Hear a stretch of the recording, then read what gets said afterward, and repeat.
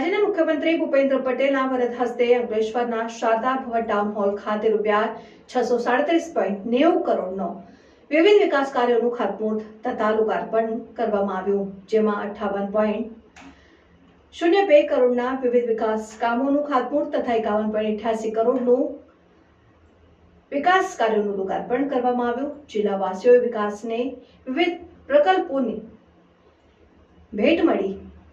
જોતા રહો Bharat times news, જેમાં 186.02 કરોડના વિવિધ વિકાસ કામોનું ખાતમુહૂર્ત તથા 51.88 કરોડના ખર્ચે નવનિર્મિત વિકાસ પ્રકલ્પોનું લોકાર્પણ કરી જિલ્લાવાસીઓને વિકાસના વિવિધ પ્રકલ્પોની ભેટ આપી।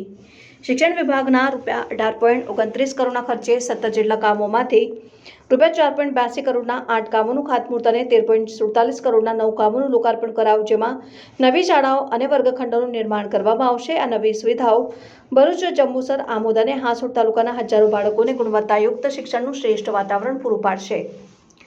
શહેરી વિકાસ અને શહેરી ગૃહ નિર્માણ વિભાગ દ્વારા નગરપાલિકા વિસ્તારમાં જુદી જુદી જગ્યાએ અંડરપાસ, ગરનાળાઓ, પેવર બ્લોકના રસ્તા અને ફિશ માર્કેટનું આધુનિકીકરણ કામ થશે, જેનાથી 1 લાખથી વધુ શહેરીજનોને સીધો લાભ મળશે અને માછીમાર ભાઈ બહેનોની સુવિધાઓમાં વધારો થશે। ભરૂચ જિલ્લામાં નવા રોડ રસ્તા બનતા ભારે વાહનો અને ટ્રાફિક સમસ્યાઓનું નિરાકરણ, રસ્તા પરથી પસાર થવામાં થતી મુશ્કેલીઓ દૂર થશે અને ટ્રાફિક સમસ્યાનું નિરાકરણ થવાથી ઇંધણ અને સમયની પણ બચત થશે। આરોગ્ય સુખાકારી હેતુ ₹1.95 કરોડના ખર્ચે સાકાર થયેલા 3 વિકાસ કામોનું લોકાર્પણ કરાશે અને નેત્રંગ તાલુકામાં 1 આરોગ્ય કેન્દ્ર, 1 પેટા આરોગ્ય કેન્દ્ર અને આમોદ તાલુકામાં 1 પેટા આરોગ્ય કેન્દ્ર પ્રજા માટે ખુલ્લું મૂકવામાં આવ્યું હતું। જોતા રહો ભારત ટાઈમ્સ ન્યૂઝ। ઇમ્પોર્ટમાંથી એક્સપોર્ટર દેશ બન્યો છે।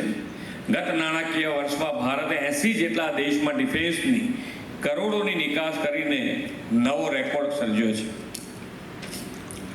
વડાપ્રધાનશ્રીએ વિશ્વના અનેક દેશોમાં કોરોના વેક્સિન પહોંચાડીને કોરોના સામે રક્ષણ આપ્યું। કોરોના સામે રક્ષણ આપતી વેક્સિન રસી પણ અંકલેશ્વરમાં બની। આદરણીય મોદી સાહેબના નેતૃત્વમાં દેશમાં અનેક ક્ષેત્રે રિફોર્મ થયા છે અને એ દરેક રિફોર્મ્સના કારણે આજે લોકોનો વિશ્વાસ પણ વધ્યો છે। લોકો પણ ઈમાનદારીથી ટેક્સ ભરતા થયા છે, કેમ કે સૌને વિશ્વાસ છે કે એમના ટેક્સના પૈસા મોદી સાહેબ દેશના વિકાસમાં જ વાપરશે।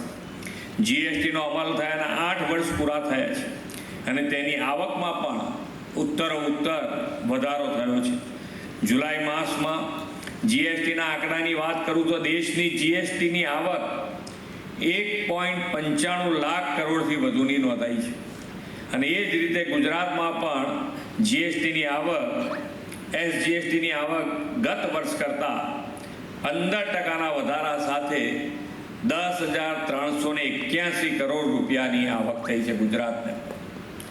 અને આ બધું જ કોઈ વેપારી અહીંયા બધા બેઠા હશે, ઘણા બધા વેપારી હશે, કોઈ વેપારી એમને ટેક્સ ભરે એમ લાગે જ તમને? અને પાછા કેટલા તો વકીલો જ આપણી પાસે કે કેવી રીતે ટેક્સમાં ક્યાં બાંધછોડ મળી શકે, વ્યવહારિક લેવી જોઈએ। એમાં આપણને સરકારે જેના ફાયદા આપ્યા છે, જેના માટે બનાવ્યા, એ ફાયદા લેવા બી જોઈએ, પણ બને એટલા પૈસા સરકારમાં ભરવાના થાય તો ક્યારે ભરે કે ભાઈ આવકે થાય છે એ પ્રમાણે આપણો ધંધો ચાલે છે, ધંધાની સાથે રોજગારીઓ પણ એટલી મળે। આ બધા જ આંકડા જે નાની મોટી તમને બૂમો સાંભળવા મળતી હોય એની સામે કે ભાઈ આજે આટલી બધી આવક થતી હોય એટલે ઇન્ડસ્ટ્રીઝ એટલી ચાલે છે।